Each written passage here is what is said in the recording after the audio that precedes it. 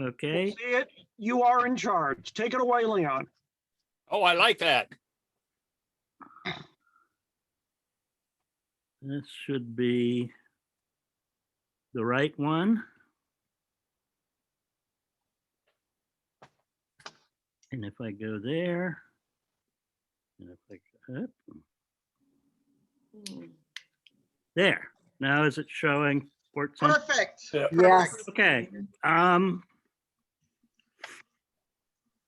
I was talking with folks during the chit chat before the project. A cousin of mine I had been good friends with in high school and then lost touch with. We reconnected as these things always happen on Facebook, maybe 6-8 years ago. Somewhere along the line, the two of us are talking, and he says, "Oh, you're real interested in the Civil War. I've got this scrapbook.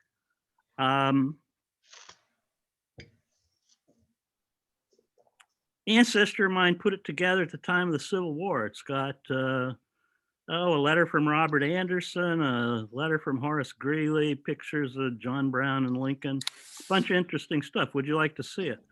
I reached over and picked my jaw up off the floor and said, yeah, I'm interested. He mailed the thing to me. I'm still slightly horrified at the thought of that. The cover of it is shown at the top right. The name of the guy who put it together was Hiram Rusa. He was corresponding secretary of the New York Militia Association and a collector. He collected stuff. And being corresponding secretary, he had people to send him souvenirs, lots of things like Confederate currency, little plumes from helmets they'd confiscated from a Confederate, stuff like that. But for this talk, the most important thing is about 300 mint condition patriotic envelopes, patriotic covers. They cover everything. They start more or less with the 1860 campaign and tail off middle of 1862. At first, I just was interested at the fact that it was an interesting keepsake to look through. And then I thought, ooh, that's an interesting story. Maybe I'll write an article for Civil War News on Elmer Ellsworth and show all these pictures. As I continued to sort of familiarize myself with it, I said, this is the illustrations for an illustrated history of the secession crisis. These patriotic covers, I think they're underappreciated. Without public opinion polls, they're about as good a thing as there is to give us an idea what was on people's mind. Obviously, if you do one of George McClellan, the liberator of Western Virginia, and it doesn't sell, you're probably not going to do one when he's appointed commander of the Army of the Potomac. If there's 3 or 4 covers on the same theme, you figure that sold, people at least were interested. What the covers, the topics they cover: heroes of the moment, fallen martyrs, the latest victories, and a lot of, particularly the northern side, a lot of trash talk about the other side. There are many more northern than southern covers. The northern covers are more, the printers had better equipment. They're more artistic. They're more diverse topics, etc. 2 quotes from the Stamp Collectors magazine, a century apart, discussing the importance of these covers in giving us insights into what the public was thinking. So, as I was doing this book, I became fascinated with the topic of the second round of secession. It's probably an exaggeration to call North Carolina a border state, but the second round post Fort Sumter. I over the years have become convinced this was maybe the critical decision of the Civil War. The 7 states that went out immediately would have had a difficulty mounting much of a defense. I mean, it's 100 miles from the United States to Atlanta in that Confederate States of America. The US Navy probably had only half the ports to blockade, if that's the country. If all 14 slave states went out, I'm not sure we're looking at the map of North America that we look at today. That nation could have, I mean, the 11 state confederacy gave the United States a real contest. The 14 state confederacy, that would have been an interesting game to watch. Now the boundaries start at the Mason-Dixon line in the Ohio River. Washington, D.C., of course, is surrounded. We're 15 miles from Philadelphia. Of course, the other thing about it is, as I hope you'll come away believing when I've done my presentation, is it's really a great yarn. I mean, great characters, lots of political skullduggery. So on with the show. Just a little background, 1860 election. I don't think anybody's learning anything from this slide. This shows the four candidates. The three on the right, I believe, are from the campaign. Obviously, the one of John Bell is post-campaign, and the one of Buchanan is the lame duck president is post-campaign. Second highest turnout ever in a presidential election, 1876 was the only one with higher turnout. Of course, the Democratic Party shattered, nominated three candidates, partly as a result, well, as a result of the events to follow. They had the longest presidential losing streak ever, and 11 of the next 13 races they lost. The fire eaters in the South had been warning all year that if the country elected a black Republican, turns out pretty much every Republican they considered a black Republican. That was what they considered a hardcore secessionist. Seward and Lincoln were their two prime villains, neither of which was a hardcore secessionist. 7 deep South states left over the next 3 months. 8 others agreed to stay for now. Of course, the lame duck period lasted 6 weeks longer at the time than it does now. The Crittenden Compromise, which is sort of scorned in that lower left cover, Infernal Machine, briefly delayed people until the discussions collapsed. These covers show an interesting mindset about the Confederacy. You look at the covers, the Go Team Go covers for the North, they're all red, white, and blue. The flag, the Constitution, God love our Union and the laws. The Constitution is what they cite, and their theme is the Union is permanent and forever. The Confederacy, they call back to authorities too, but it's the Declaration of Independence, the right of the people to alter or abolish a government when it becomes oppressive.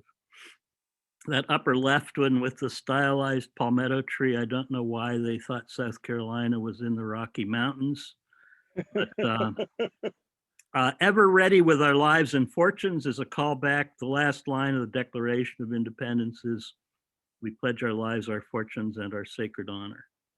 The one on the upper right, of course, is a callback to Ben Franklin's famous cartoon from the colonial era. That one, by the way, is calling on the slave states to come together and form a country. So we can probably date that within a period of about 2 weeks, because, you know, until mid-January, there weren't enough states to appeal to, and after mid-February, they formed a country, which they're celebrating in the bottom right. We are 7.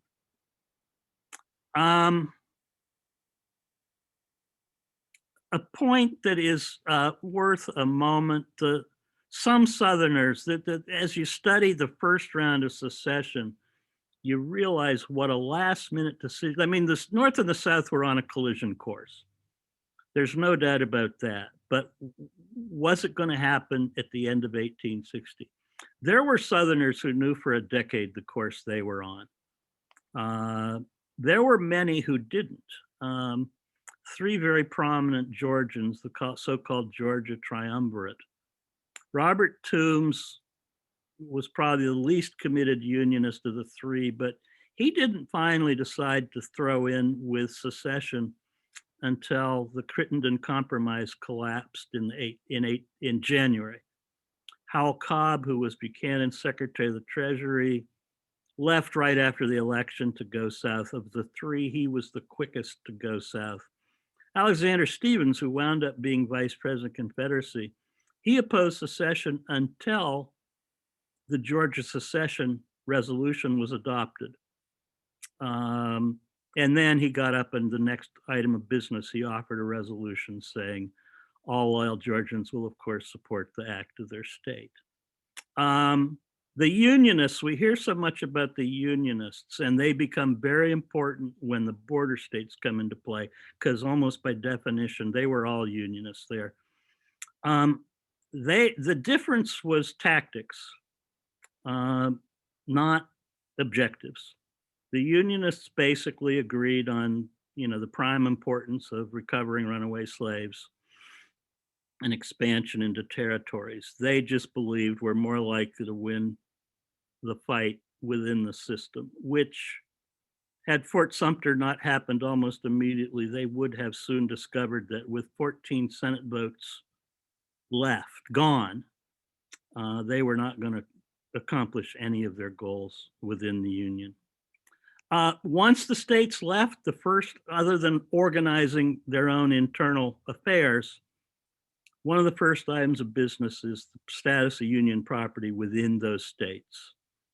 Most Union property, the forts, the barracks, the customs houses, garrison of maybe 30 men commanded by a captain, they're not in any position to defend themselves. Many of those actually the states grabbed before they seceded. Only 5 forts held out through the immediate round of seizures. 3 in Florida, 2 of which were so far offshore, they were unassailable. Fort Pickens and well as Fort Monroe in Virginia were adequately defended. And Sumter became the one we're going to fight about.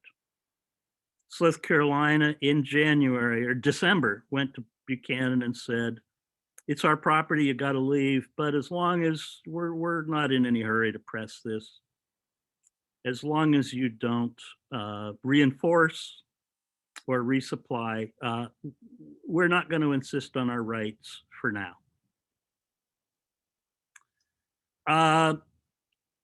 Buchanan, of course, all he wants to do is finish his term and go home. He's happy to hand the problem off to Lincoln. Davis has the longest to-do list in the world. Sorry? Davis has the longest to-do list in the world, forming a government and an army, diplomatic relations, finance, etc. He, in fact, is frightened about the hotheads in South Carolina. Probably the first act of national sovereignty the Confederate States took. Davis informed Governor Pickens that the Confederate States of America will be taking over military affairs in Charleston Harbor. And he sent, I love the name, Pierre Gustave Toutant Beauregard to handle military affairs. Lincoln too has a business to, neither Davis nor Lincoln are eager to be the one blamed for starting a war. They both are happy to let it slide for a while. The crisis is precipitated when Robert Anderson writes Lincoln and says, by the end of April, I'm going to be out of supplies and I'm going to have to surrender. What do you want me to do, boss? The cabinet decides, as practically our first act in office, surrendering without a fight is not tenable. They put together a resupply expedition, which of course everybody knows it's coming from the time they start outfitting the ships. The Confederates press on Anderson to surrender before the ships get there. If the ships had arrived 2 days later, it would have been probably handled peacefully with a surrender, but he's still holding out. The ships are arriving. The Confederates shell the fort. Anderson holds out for 36 hours, draws down the flag, and the game is on. The North had reacted fairly calmly to the first round of secession. A lot of people said good riddance. Others said, these crises come up every 5 years or so. We always figure out a way to work. We'll work this one out. It'll be okay. The North did not react calmly to the shelling of Fort Sumter. Some historians actually say that Americans' thing about the flag comes from Fort Sumter. That before that, it was the banner that flies over federal installations and, of course, our national banner, but no particular subject of reverence. And in New York City in particular, after the surrender, there was red, white, and blue everywhere, and that was the beginning of that. Lincoln, of course, calls for 75,000 troops. Of course, he's going to call every state in the United States, which includes Virginia, North Carolina, Arkansas, etc. And the governors of those states, needless to say, did not react well. In fact, their letters to Lincoln make for some of the best reading you're going to find. Some very sarcastic, all very angry. This, of course, set off, Delaware was never in play, but it set off renewed secession crises in the other 7 slave states. Of the 7, Virginia was the most important. Nobody's going to spend a lot of money trying to keep them in because it's pretty well understood they're gone. But practical reasons, population and industry, plus just the fact they're the home of practically half the presidents we've had up till now. The decision of Robert E. Lee, it's recognized, is going to influence many other Southern officers. The federal installations, Harper's Ferry, Norfolk Navy Yard, Fort Monroe, a very important state. You can see the box in the lower left, how public opinion changed.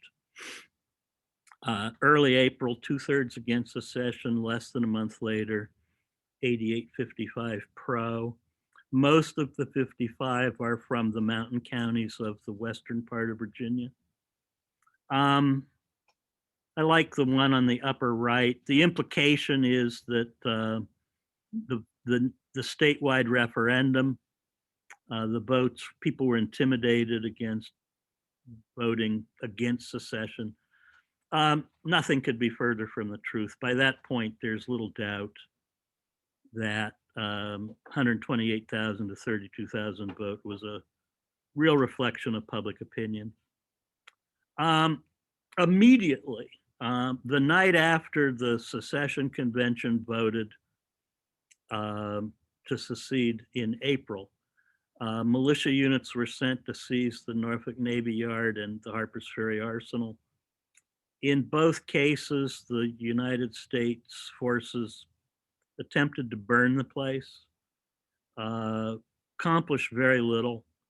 The South was able to recover most of the production equipment at Harper's Ferry, to salvage most of the equipment and even many of the ships that were scuttled at Norfolk.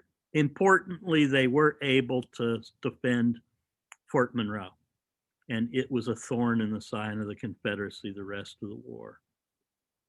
A couple of cute stories. The one, Governor Letcher bringing in clothes stolen from Union ladies. When I saw that, I sort of, you look at these as you're just paging through the scrapbook, and you go, Governor Letcher stealing clothes from Union ladies. What is that? Just talking about thieving, stealing. So I looked it up, and it turns out that Governor Letcher was stealing clothes from Union ladies. A naval officer at Norfolk, his wife, when they evacuated, had deposited her possessions in an express office, and it never got to her. And she wrote this nice letter to the governor: "Dear sir, I'd appreciate it if you'd have an aide look into this problem and see if my clothes could be sent along to me." And one of his aides wrote this incredibly snotty letter to her that basically says, we hear that you've disowned your son because he took sides with Virginia. And so here's what we're going to do. We think we might just give your clothes to your son and let him sell them. Take that. This correspondence went on all summer. The newspapers loved it. The other one shows, of course, the sturdy yeoman, Western Virginia, trying to keep that stubborn mule, Eastern Virginia, from jumping off a cliff. This, of course, refers to the second secession crisis within Virginia, when the western counties left the state and formed the sovereign state of West Virginia. I think I'm going to skip the Virginia people. Henry Wise, poor Virginia, for the God's destroyer did first make her wise. These were two former Virginia governors. Floyd had actually been moderate on secession. He was Buchanan's Secretary of War and expedited the transfer of massive amounts of arms. Each state was entitled to their militia quota of arms each year. And after the election, he expedited the transfer of the quota of militia arms to the southern states, even though they were all getting ready to go out. North Carolina was the second state that went. This letter I love from the governor. This is the response to Lincoln's call for volunteers. Your response is received, and if genuine, which its extraordinary character leads me to doubt, your letter was so stupid, I can't believe you actually wrote it. Of course, he knew Lincoln wrote it. He just wanted a chance to tell him how ridiculous he thought it was. Zebulon Vance, who was the governor most of the war, was a committed Unionist, and in fact was giving a speech against secession and raising his arm in a gesticulation when someone walked up and told him about Lincoln's call for volunteers. And he wrote later, when my hand came down from that gesticulation, it fell slowly and sadly by the side of a secessionist. Again, you see in February, they couldn't even get the votes to call a secession convention. In May, the vote on secession was unanimous.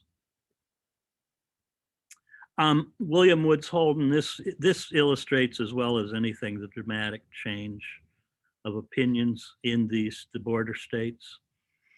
Holden was an important North Carolina newspaper publisher and also a political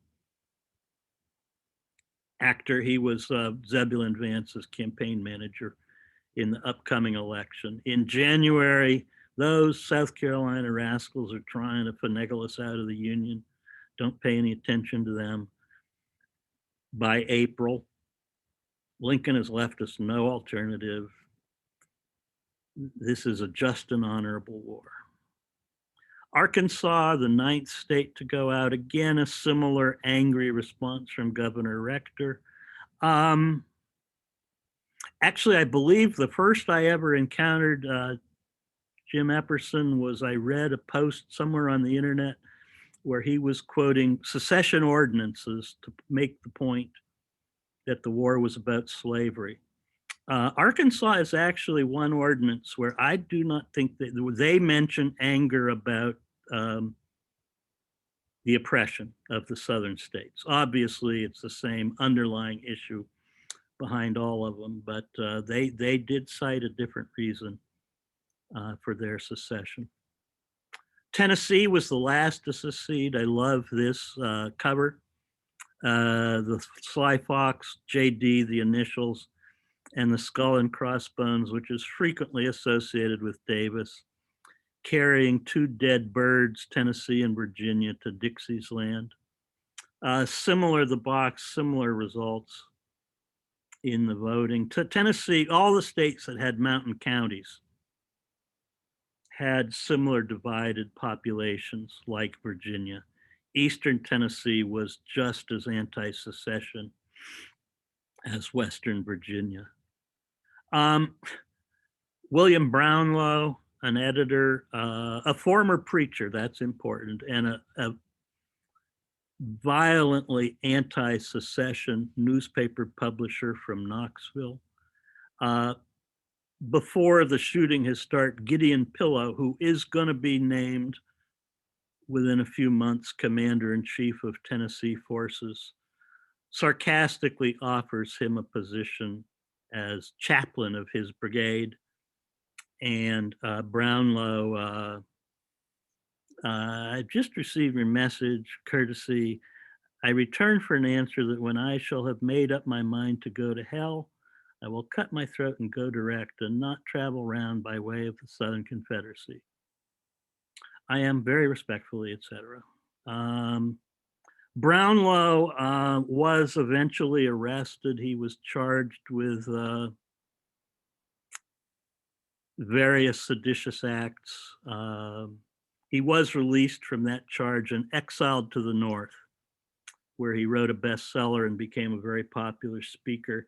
He was Tennessee's first post-war governor, and actually Tennessee was the one seceding state that managed to avoid Reconstruction government because he installed enough Reconstruction measures. He was very unpopular in the state, but he did slide them through Reconstruction pretty quickly and easily. Kentucky, we don't have public opinion polls, as I said. It's pretty likely Kentucky's decision to stay was undoubtedly a reflection of public opinion. Strong opinions on both sides. Lincoln did a little meddling here, not the industrial grade meddling he did in some other states. Provided some arms to the pro-union militia, sent some leadership. But Kentucky was, if left to its own devices, likely would have stayed in. It seems that was the way the wind was blowing in that state. Although the governor, Magoffin, was pro-secession, the legislature was strongly anti-secession. The most prominent Kentucky resident at the time, of course, John C. Breckinridge, the recent vice president, still the youngest vice president ever, 1860 presidential candidate and runner-up, and currently at the time serving in the U.S. Senate. The cartoon is, Jefferson Davis and his little marionette Breck, who will dance to any tune he wants. Much is made of the Southern people who were torn between loyalty to their state and loyalty to their oath. Breckinridge didn't suffer from that problem. He violated them both, went south. He was a reasonably competent general. And eventually he was the last Secretary of War. He was the man who convinced Jefferson Davis we need to evacuate Richmond. Missouri was a story. Nobody ever will know what Missouri would have done if left to their own devices. The interior Missouri was a large planter class, Little Dixie, but St. Louis, large industry and a lot of pro-union, anti-slavery German immigrants in St. Louis. Representative Frank Blair, the younger brother of Lincoln's political consigliere, Montgomery Blair, is the leader of unionist forces in St. Louis, and he has a direct line to the White House. I mean, if he says, "Hey, this General Harney is just not very aggressive. We need a young, aggressive pro-union officer to take charge of the arsenal," Nathaniel Lyon shows up in a few weeks. Along with Franz Sigel, who probably had his best days of the Civil War before the shooting started. They organized local militia and basically they struck first. The Confederate militias were having an encampment and Lyon and Siegel and their forces surrounded them and arrested them all. The lower right cover, Secession, Webb, J.D., Jefferson Davis, the Spider, and the Georges and Florida is already impaled in the web. Maryland, Missouri. Walk into my parlor, says the Spider to the Fly. The fighting continued in the summer of 1861. Lyon led a military force, captured the state capital, set the governor's forces running. Lyon was really the first Northern military hero. He was detested in the South. He was also the first Union general to fall later in 1861 at Wilson's Creek. Lyon, with his aggressive action, ensured Missouri nominally would remain in the Union, also ensured it was going to be a bitter battleground the whole war. I read a statistic somewhere there were more battles in Missouri than there were in Virginia. There was a rival state government. The Confederacy counted them as a constituent state. They didn't always actually possess territory in Missouri. There were times they were entirely a government in exile. But the bushwhacking in Missouri was much like the bushwhacking war in South Carolina during the American Revolution. More Missouri trash talk, Missouri tasting secession soup, gets burned, and then she takes a secession bath and finds it hotter. You can see the influence of one printer's idea on another. And then Maryland, the real where the rubber really hit the road. Maryland has a pro-union governor who's not the strongest leader in the world. Mayor Brown of Baltimore is hard to tell, but at least doesn't despise secession, shall we say. Kane, the police chief, who's the real power in Baltimore, is strongly pro-secession. Fortunately for the 6th Massachusetts, also a professional. He understands he has to do his job. The militia leaders all wound up as important generals in the Army in Northern Virginia, so we can take a guess where their sympathies lied. Pratt Street riots, I believe the first armed encounter. April 19th, by coincidence, the anniversary of Lexington and Concord. By coincidence, a Massachusetts regiment. They, of course, made the most of that. There's about a mile gap between railroad stations in Baltimore. You've got to pass about a mile of city streets. The 6th Massachusetts is attacked on its way through Baltimore. This is not, people throwing rocks and bricks. This is line up and fire volleys. This was a battle. Kane, although he despised the troops and considered them invaders, his police did escort them. Come on, boys, go home, go home. We got a job to do here. They did get them to Camden Station, where the Baltimore Orioles play now, and they did make it to Washington. The envelope is for one of the 6th Massachusetts soldiers who fell. When they could still count the martyrs one by one, they were very popular topics for covers. That night, the politicians went and met with Lincoln and General Scott and said, no more troops. The militia people took more direct action. They went north and burned all the bridges and telegraphs. Scott picked a route by sea to Annapolis, cross country to the railroad south of Baltimore, and then on to Washington. 7th New York and 8th Massachusetts were the first to arrive. The 8th introduces Ben Butler to the story of the Civil War. He took his regiment and declared martial law in Baltimore. The 7th rebuilt the rail line and made their way onto Washington, and their arrival in Washington is considered when Washington, at least for now, became safe. Washington via Baltimore, that's a political statement. That's saying none of this pussyfooting around going through Annapolis. Let's just force our way through Baltimore and show those secessionists a thing or two. And they did show those secessionists a thing or two. Maryland is going to be punished. Butler is not military governor for long. He hands the job on to another equally distinguished Massachusetts political general, the former Speaker of the House, Nathaniel Banks. I like the upper left, one of the banks in Baltimore that has not suspended operations. Banks, during his tenure as military governor, had the police chief arrested and dissolved the police board. The lower right covered General Scott telling Governor Banks, just chain up that Doug Baltimore until he behaves himself. Later in the summer, of course, about half the state legislature is arrested.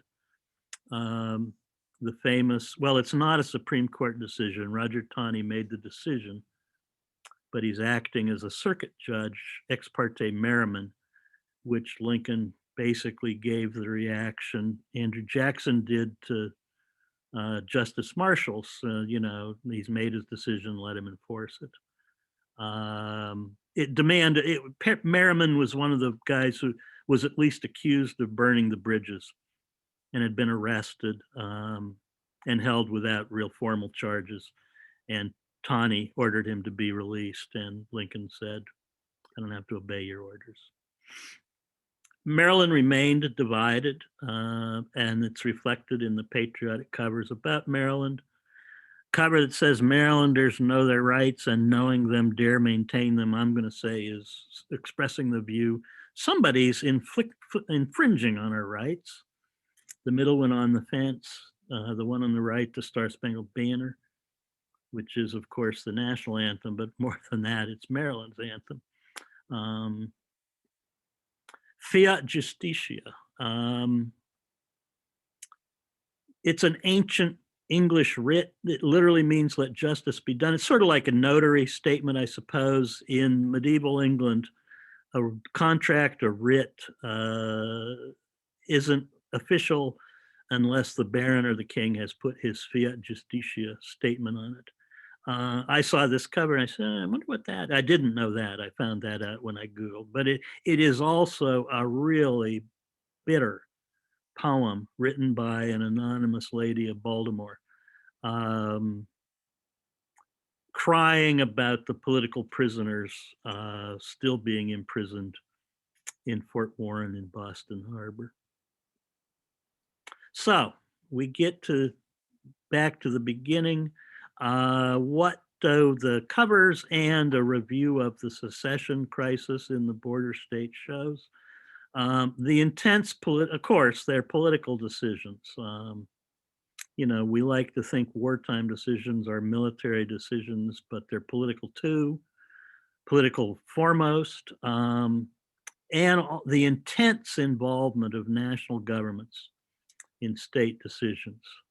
Both sides. I didn't stress Jefferson Davis's efforts to muck around with Missouri and Kentucky, but he was active on the other side. Both states were playing in state politics.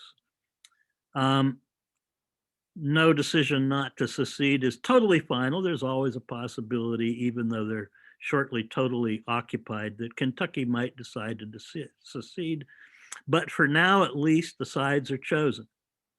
And also the initial battle, we know where the war is going to be fought at first. Virginia's left the Union. The North has an offensive war to wage. A lot of the battles are going to be in Virginia. The 4 states that seceded doubled the white population of the original 7. Probably, I would guess, I haven't studied this, probably more than doubled the resources of modern 19th century warfare. Probably didn't double the ports, but I would bet industry, railroads, and things like that. And importantly, shifted the border anywhere from 100 to 300 miles north, gave Birmingham and Atlanta and those states a very important buffer of miles.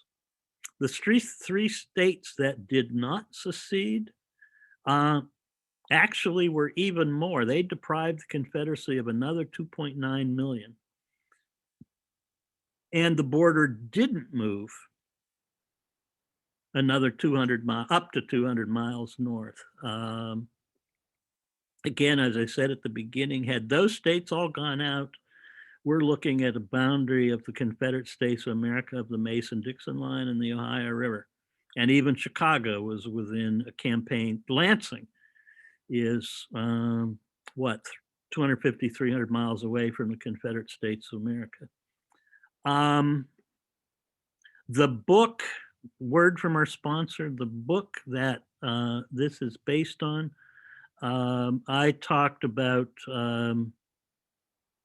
maybe 4 chapters of 15-chapter book. It covers from the election through the mobilization, the first months of the war, also covers the naval war, diplomacy and finance, some home front topics. Obviously, you can buy it on Amazon. That web address up there is the Gettysburg Heritage Center, one of my favorite stores in the world, who would certainly appreciate your custom if you decide to order it from them. And with that, I will stop sharing, and I'm back and would be happy to answer any questions. Thank you. I have a question if I can start the questions. Sure. Okay, the mail system in those days, was that a private enterprise? You know, where would one go to purchase these covers? Printers, I mean, they were produced by printers. There were 5 really huge printers in Philadelphia and New York. But there were others. There were some I'm just taking names from covers, in Hartford, in Cincinnati. They would have sold them, of course, in their print stores, but the sutlers at camps, I'm sure, Okay. would have had a supply for the sold. Many of them were used to, if you look on eBay, there's an active trade in these things on eBay. There are thousands for sale at any given time. So It looks like maybe half of them were mailed. And of course, for collectors, they're more valuable because of the postmark and the act. right. But a good quantity of them obviously were bought as I mean, the guy who I have the collection, he bought them and stuck them in a scrapbook. The Yeah, ones okay. I have are mint condition. Mail, my wife and I just published a book on her father-in-law in World War II, based on the letters he wrote. He wrote over 500 letters to his fiance while he was in the Army, and we studied mail in World War II. It wasn't quite as organized in the Civil War, but it was recognized that mail is vital to morale. Right. Both for the people on the home front and for the soldiers. Hearing from back home and letting the people back home know that you're alive and thinking of them was a high priority. So they went to a lot of work to make sure that even, Union soldiers in Tullahoma, which I still love Shelby Foote's remark on Ken Burns' special, quoting a soldier writing a letter saying, "I'm stationed in Tullahoma, which comes from the Greek word tulla, which means mud, and homa, which means more mud."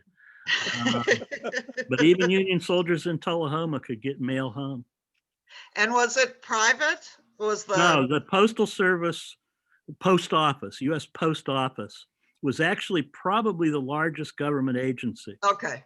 It's a independent federal corporation now, more like the TVA or something. Right. Back then, it was still a government. Yeah, and the Postmaster General was usually one of the often the president's campaign advisor, campaign chair. It was a real important plum political job because postmaster jobs was one of the biggest forms of federal patronage.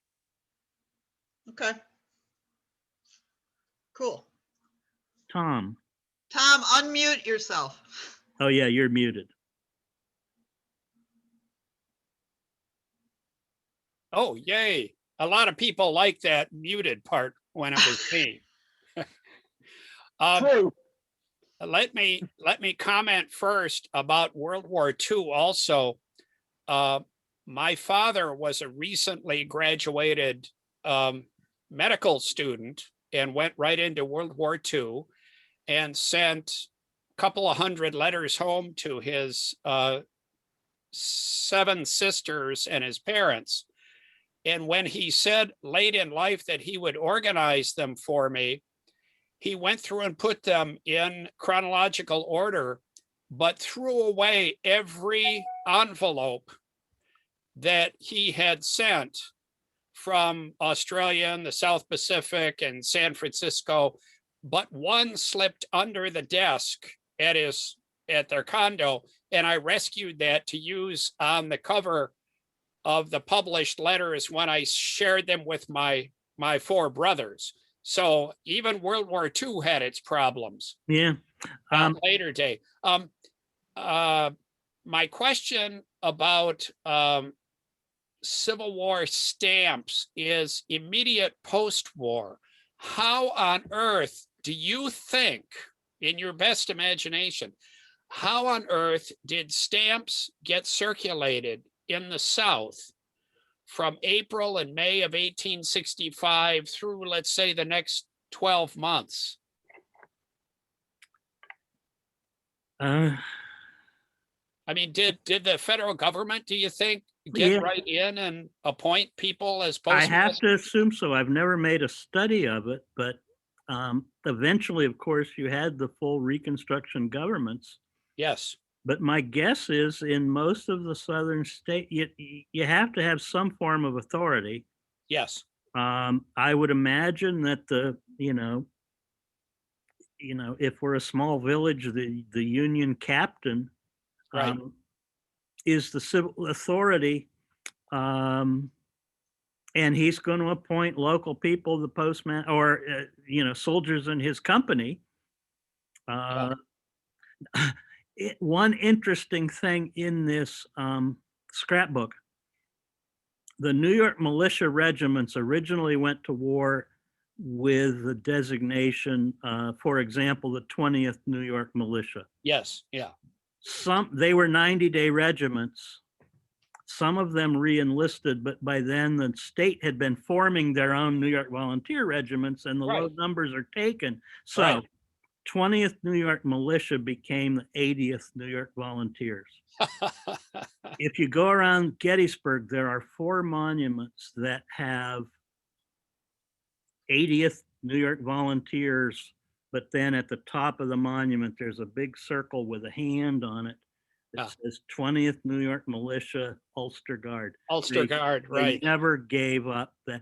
And that regiment, the 80th Militia, became the Provost Marshal of Richmond at the end of the war. They were the civil authority in Richmond for almost a full year. And in the scrapbook, there's a number of pieces of correspondence from the commandant of Libby Prison, who is an officer in this regiment. And he had his forms printed up, and the signature block is Captain, 20th New York Militia, not 80th New York Volunteers, a regiment that hadn't existed for 4 years. But by golly, that's the regiment I'm a part of, not that 80th bogus outfit. And there in Gettysburg, you also have a battle memorial to the 14th Brooklyn, I believe. Yeah, red-legged devils right there at the railroad cut. 84th New York Volunteers. Yep. Well, I asked that question because I was asked about 25 years ago at an elder hostel that I taught, Rhodes Scholars, they now call them. How did coinage and paper money from the federal government circulate in the South after the war was over? I have to just think that they just flooded it through the military system. Oh, there is a cute paper money story. Okay. One of the big printers was McGee of Philadelphia. McGee had a sideline printing counterfeit Confederate currency. I remember that. right, which he initially, he claimed, he was selling it as souvenirs. Yeah. And all these, of course, tobacco traders are coming in, buying them by the thousands. He did eventually admit that he understood that most of the people buying his counterfeit currency were using it to spend, mostly in places like Louisville to buy Yeah. cotton. Confederate currency, the greenback was introduced in the North. Confederate currency was known as graybacks. Graybacks. I read there was actually a journal article in some economics journal that calculated that maybe 5-6% of the Confederate currency in circulation was actually printed by Northern printers. To depress their market. It played a role in the rampant inflation. Thank you very much. Gary has his hand up. Gary? Or Larry, rather, has his hand up. Leon? Yeah. Say, I was wondering about that Adams County Historical Society Museum that they're proposing by Barlow's Knoll. Yeah. I'm kind of upset about that because they're putting it right on the Union line of the first day. Is there any movement to try to stop that? I don't think so. It's. I have not gone out and looked. I think it's on the other side of Rock Creek, isn't it? Out by Benner Farm. Well, it's right where the old prison was, near the Alms House, Oh, of course. by Route 34, I think. Yeah. It's next to that. Yeah. No, there was actually just an article in the local paper this morning that they broke ground on it. No, that has got, that is, you get some things that everybody's behind it. I had not even been aware they were working on the project until the county has an event in November called the Giving Spree, where when we, through last year, it was live. They literally would have every nonprofit in the county set up a table and people come in and do their year's worth of donations.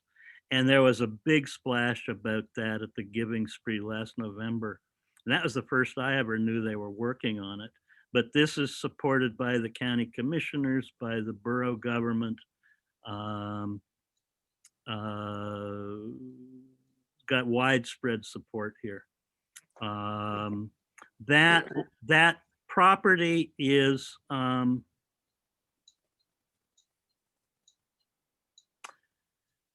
I don't know there. I mean, I think maybe Barlow might have been lined up on that property for a moment before he moved forward, but I don't think there was ever any, and of course they would have retreated across it when they collapsed. But it would be in a, sort of a secondary category of hallowed ground since it had been used. I think probably many people would take, since it has been compromised for so long. It's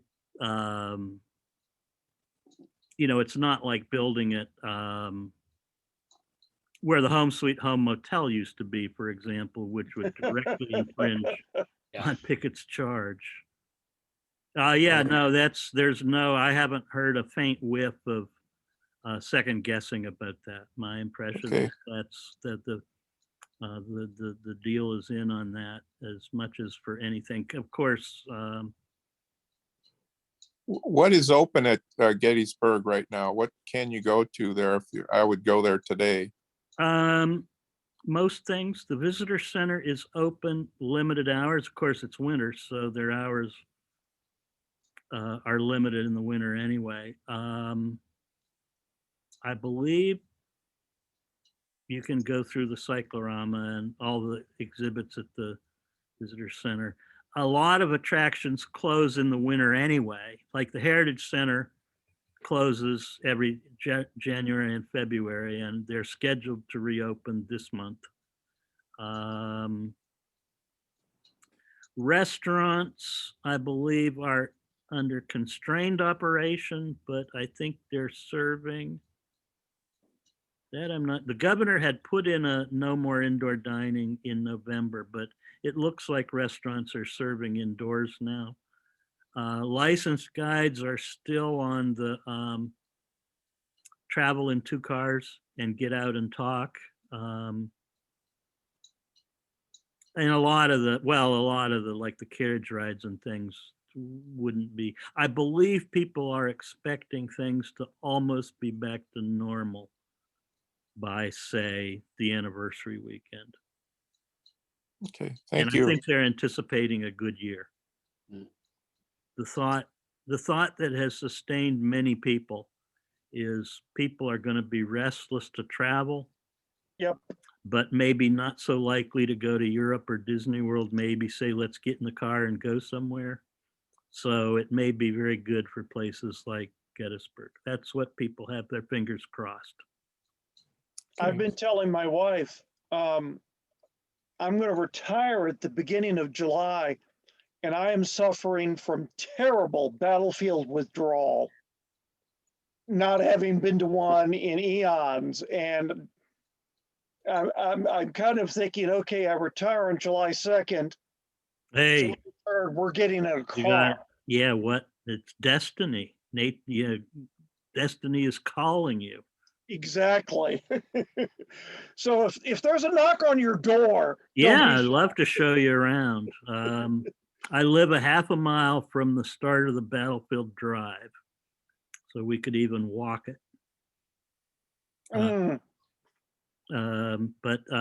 Yeah, and of course, since I've spectacularly failed the one time I took the license guide test, I can't even charge people for tours.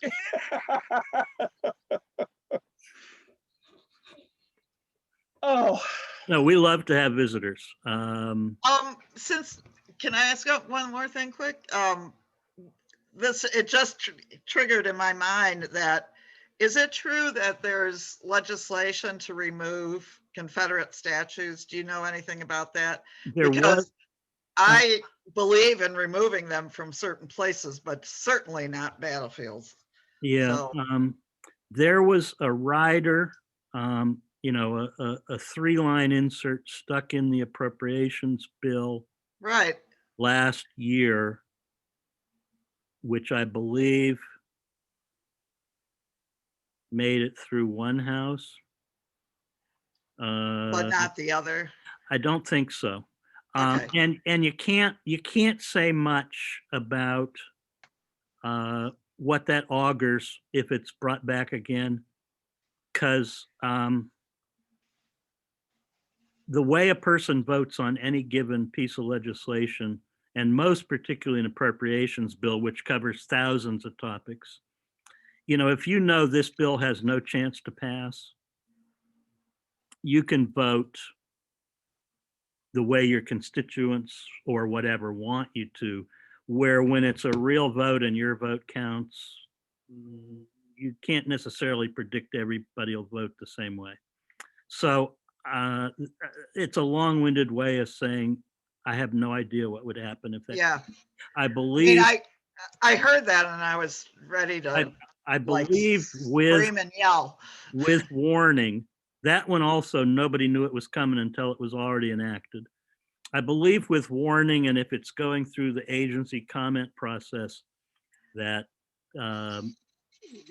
there would be an overwhelmingly negative reaction. Because Right.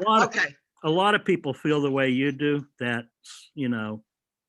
statues in city parks ought to come down, and, but that at battlefields and Confederate cemeteries. That's where they belong. That's where they belong. Yeah. And it's part of the historical context of the whole battlefield. The park's intention, there's a professor at Gettysburg College, Scott Hancock, who has been very quietly working on this issue for a number of years. Very smart guy. And his argument is, the South was brutal, oppressive, blah, blah, blah, blah, blah.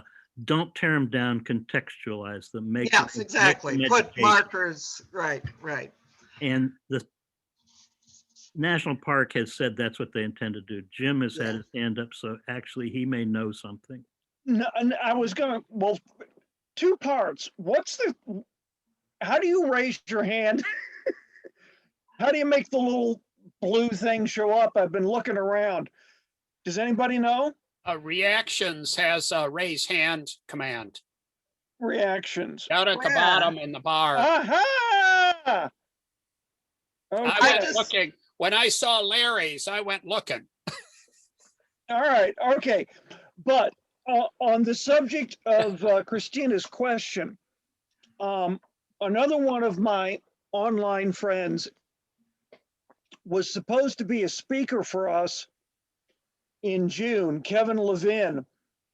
And he has a very nice blog online. Well, I guess if it's a blog, it's online, where he discusses a lot of issues. And it's been very interesting, his evolution on the monuments issue. At the beginning, he was very much do nothing. And then he sort of had an epiphany, bring them down. But he wrote a blog entry a couple of days ago, categorically saying they belong in the battlefield parks. Right.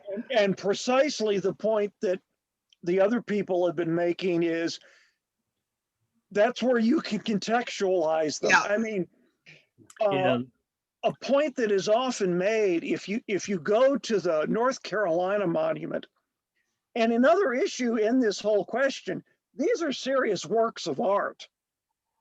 at least, Mhm. And at least 4 of the Confederate state monuments really are. Oh, yeah, they're beautiful. The North Louisiana Carolina. one, the Louisiana one, and Well, the Yeah. 3 by Don DeLue, Louisiana, Mississippi, and the Confederate soldiers and sailors. but the North Carolina monument, I believe one of the figures is doing something akin to pointing, Hmm. and he's pointing at the Bryan farm because the North Carolina troops in Pickett's charge were on the far left flank, and that's where they were aiming. That was their landmark. Well, the park doesn't do as much with this as they ought to. But Mr. Bryan of the Bryan farm was black.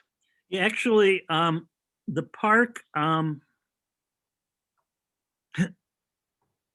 they've been working on this I mean, I remember traveling around with my wife. They asked all the volunteers to make comments on those little waysides, the little tablets that have a picture and a little explanation of what happened here.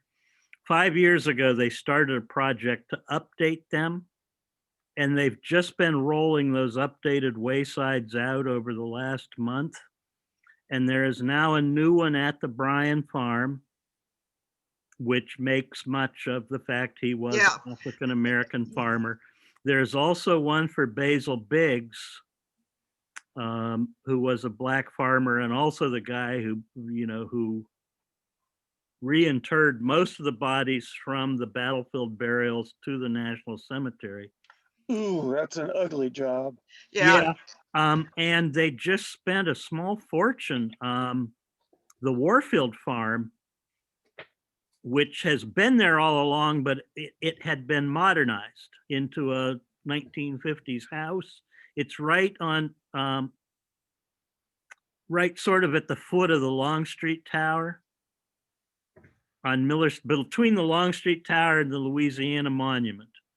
yeah. Oh, I know exactly Yeah, what they you're talking about. spent a small fortune this year restoring that to its original condition, taking away all the siding and 1950s stuff. Yeah, 'cause- he was a black farmer and blacksmith as well. So there now Wow. is actually a little bit of stuff. It's still pretty pitiful. But that's good, though. I Yeah. mean, It's to an go, yeah, yeah, I mean, it ought to be an African American history shrine. right. And frankly, I've talked to a lot of, Gettysburg might be in Pennsylvania, but it's a Confederate town. You know, the vibe you get. Yeah. You know, the Confederate flags and all of that. It's not a very welcoming place for the African American tourist trade. There are a lot of people. I know a half a dozen people right now who are working on one kind of African American local history project or another. I mean, some of them, it was something in connection with Black History Month for the schools.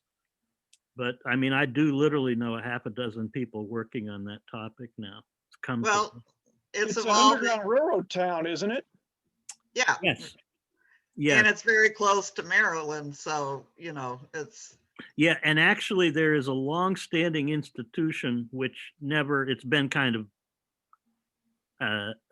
conceptual, African Black History Museum, and they formed an alliance with the local historical society, and they're going to have a room in the new Adams County Historical Society building. good. Anyway, to go full circle, the battlefield is where the education can occur. And that's why, you know, they need to stay but be contextualized because, Yeah, starting with the South Carolina monument. The National Park Service did a pretty good job of screening out a lot of the lost cause stuff people wanted, but so most of the state monuments say honoring our boys who died for the cause they believed in. Ah, there you go. You know, that's not And saying that- anything about, we're just saying they believed in the cause. no We're not saying- argument there. Yep, Right. no argument South there. Carolina says they died for state rights. Alabama says we defend our rights. Yeah, Yes. Alabama's a little slightly more subtle, but yeah, they were pretty unreconciled too. The UD that Well- that one was actually paid for by the United Daughters of the Confederacy. The various states, of course, there's hardly any regimental monuments like there are for the North. Mhm. Every northern state eventually bought one monument for every regiment, every Right. battery, every sharpshooter company that was there. And some of them bought their own. So many regiments have two monuments or more. 27th Connecticut, which was a 9-month regiment, has 3 monuments. Well, they only had one good day, obviously. And it was Gettysburg. I wrote a book I wrote 2 books. One photo books about Gettysburg monuments. So when I moved here, I started riding my bicycle around the park, and it's amazing what you discover at 5 miles an hour that you miss when you're going through at 25. But you could study the monuments for your lifetime, not even pay a lick of attention to the battle itself. Just study. What I learned recently, Leon, is that Fair Catch Corby, Father Corby, yeah. was from Detroit. Oh, I didn't know that. Well, he grew up in Detroit, let's put it that way. And then, went off to Notre Dame. Yeah. Yeah, so I was just looking up who I could find that I might photograph graves in Michigan who ended up here. And of course, he's probably down at Notre Dame, Indiana now. But anytime you look him up, of course, they've got him with his hand up. Yeah, my ancestor here, who I grew up surrounded by stories of Grandpa Snyder, he was in Orland Smith's brigade of Steinwehr's division. Yeah. They were one of the first, they were the brigade that was kept on Cemetery Hill the first day as a reserve. And they were practically the only brigade that did not participate at any time in the battle in a division on division encounter. Wow. They skirmished heavily, but never were in a real slugfest. I would have liked to have been in that group, just skirmish heavily. Yeah.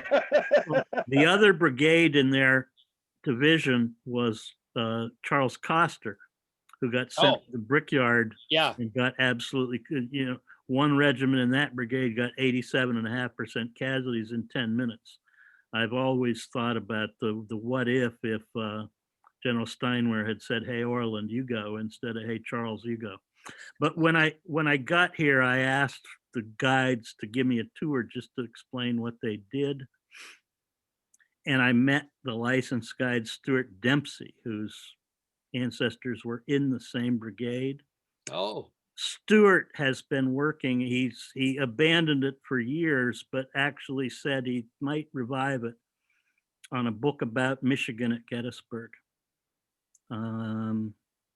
And he's got like 250 pages written before he abandoned it. But the Michigan regiments here, there's some very distinct, not just the 24th.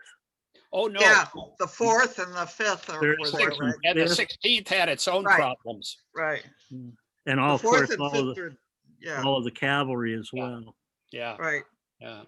But there's monuments near Devil's Den to 3, I think, Michigan units. I can't remember. But, The third is in the Peach Orchard. right. Right. The fourth is right at the main tee of the wheat field. Yep. And the fifth is up on the Stony Hill. Up right on the across- hill. Right Yeah. across the street from the Irish Brigade. Yep. My sister and I. My we found favorite all monument of them.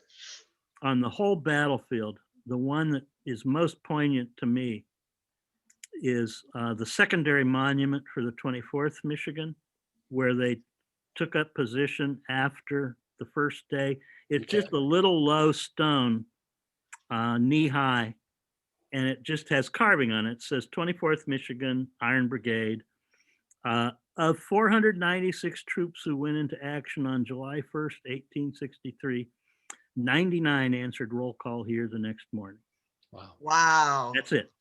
Yeah. And you just say, Wow. I like the monuments with the dogs on them, Leon. oh yeah, Sally the dog. Sally the dog and the Irish wolfhound. But to go back to Leon's story, those 96 men were commanded by a captain who was a graduate of the University of Michigan. Oh, really? Go blue. Exactly. I just want to, I was hoping I could figure out how to share this, but my sister and I used to drive down to Louisiana and for Mardi Gras, and you pull into the first rest area in Alabama, and it's got like marble head monuments that say, We defend our rights. "We dare defend our rights." Wow. In the rest area. And this is the heart of Dixie, as they like to be called. Yeah. Yeah. Isn't that the one that has the rocket? Yes. Yes, Jim, it's the one that has the Saturn rocket in it. Because that's not far from where I used to live, because we were in Huntsville for 14 years. Oh, yeah. It's the one right near Huntsville. Question for Leon. Yes, sir. The electronic map down in Hanover, Yeah. did it finally open for good? Uh, I hear it opened and it closed and then Yeah. was supposed to open. it opened in 2016. I was there. Okay. I actually opened the door for what turned out to be the policeman who came in with the writ ordering them to close. Was it a safety injunction? Yeah, it was. It's in one of those old banks with the atrium, and it's on the second floor, so it's a long climb. Okay. And they put 100% of their attention into the show. Yeah. They didn't have seating. They didn't even clean up random. I mean, it looked like they hadn't even swept up. Oh, So fire extinguishers, ADA compliance, all that stuff. There is actually a fairly ambiguous note on their Facebook page this spring that said they were going to open finally. And I wrote Mark Charisse, the guy who was hired to be the the voice of the, Oh. he said, yeah, we hope to open. And I didn't hear anything further. So I think their travails continue. Scott Rowland, bless his heart. Yeah. I actually, I did an article just a month or so ago on the Armory, the National Guard Armory in Gettysburg for a magazine. And one thing I heard from somebody while I was doing research was there had been a move to try to put in a bid for the electric map to host it at the Armory back when it was up for auction. Yeah. And that would have been the perfect solution. Yeah. But Roland, I think he spent a couple $1 million. Wow. That thing is like a foot. The plaster is a foot thick. Yeah. They had to totally rewire it. Install. It was cut into quarters. Yeah, What- thirds. Is this a map of the battlefield? Sorry, what? Yeah, it's the old electric map, which was a Okay, major feature at the originally the Rosenstiel Museum that from the early 70s until they opened the new visitor center was the Park Visitor Center.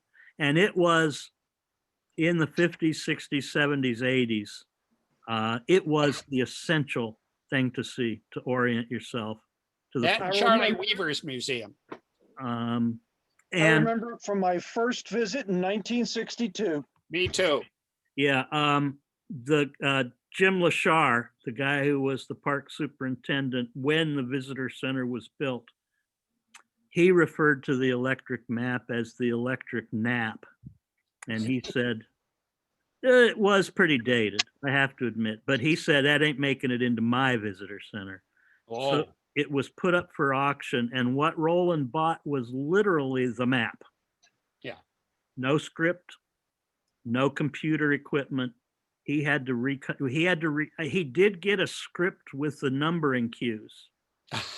Like you light A1, A2, A3 at this point, but he had to figure out what A1, A2, and A3 were.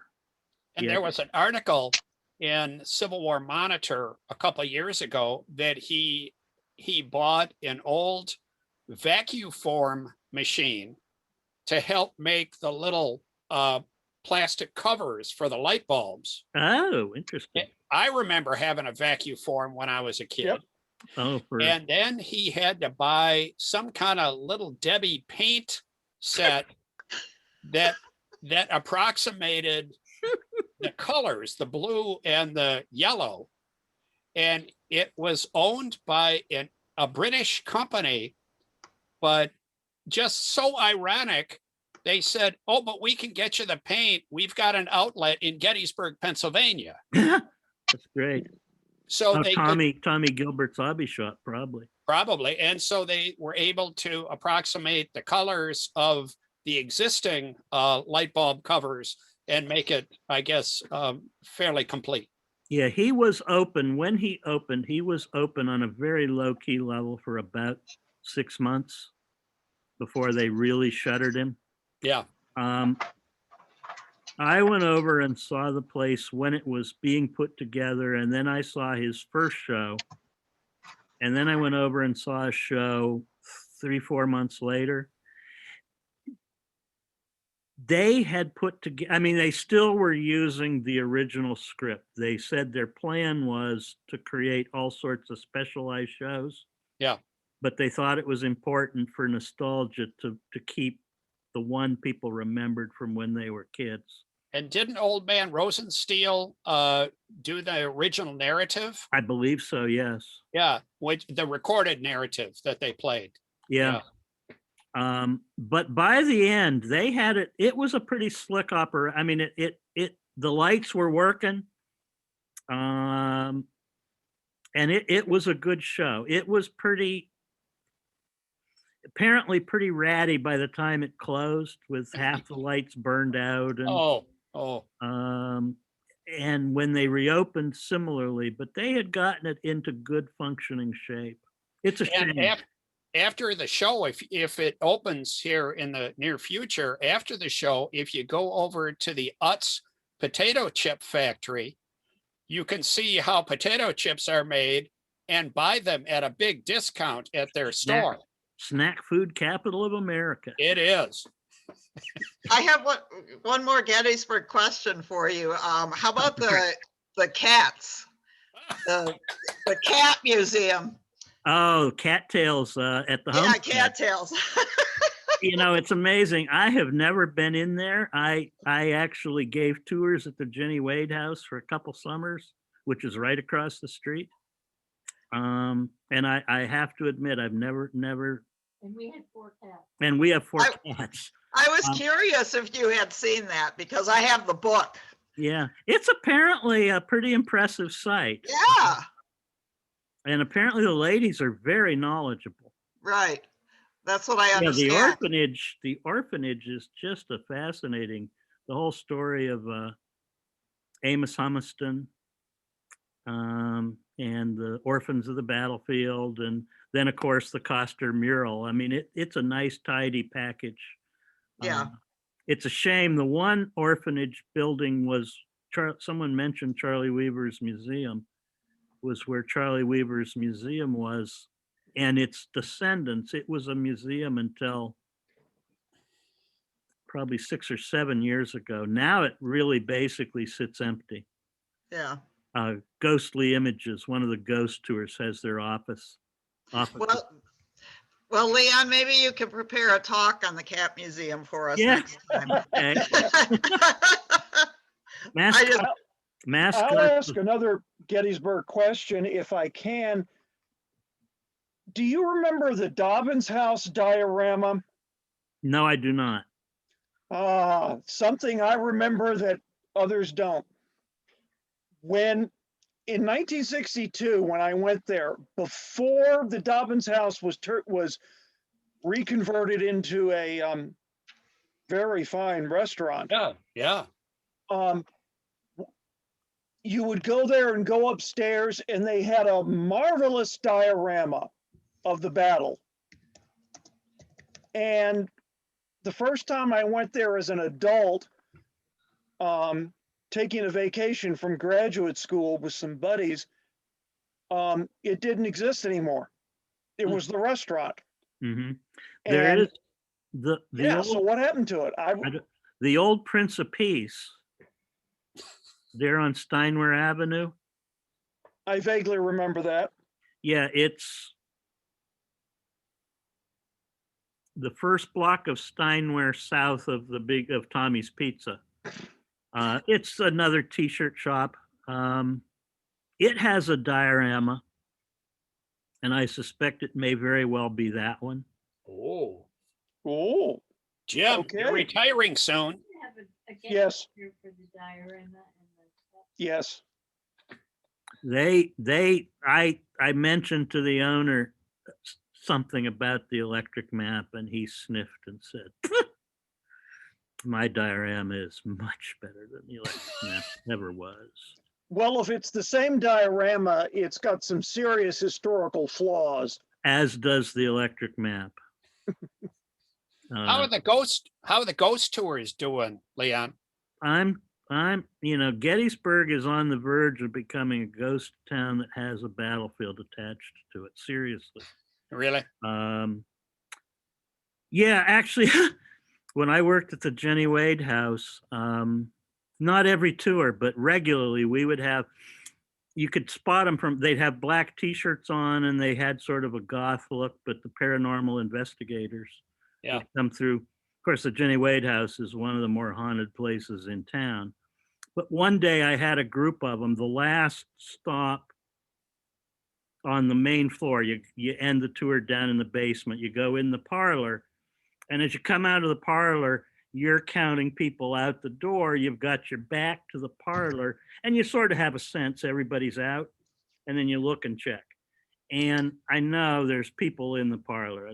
They've not all come past me. So I look around, and there by Mrs. McLean's clock, one of the two 1863 items in the house, the head of the paranormal investigators is standing there with a sort of one of those kind of Ghostbuster kind of things, a little Yeah. plastic thing, and he's standing there by the clock, and someone's taking a photo of him.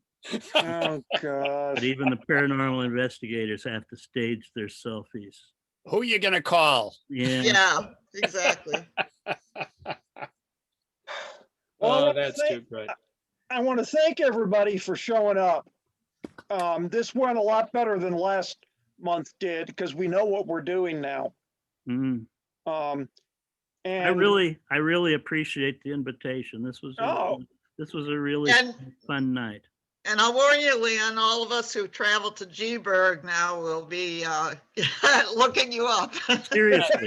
Seriously, we would love nothing more than to have any number of you have the chance to show you around our favorite town. We would love it.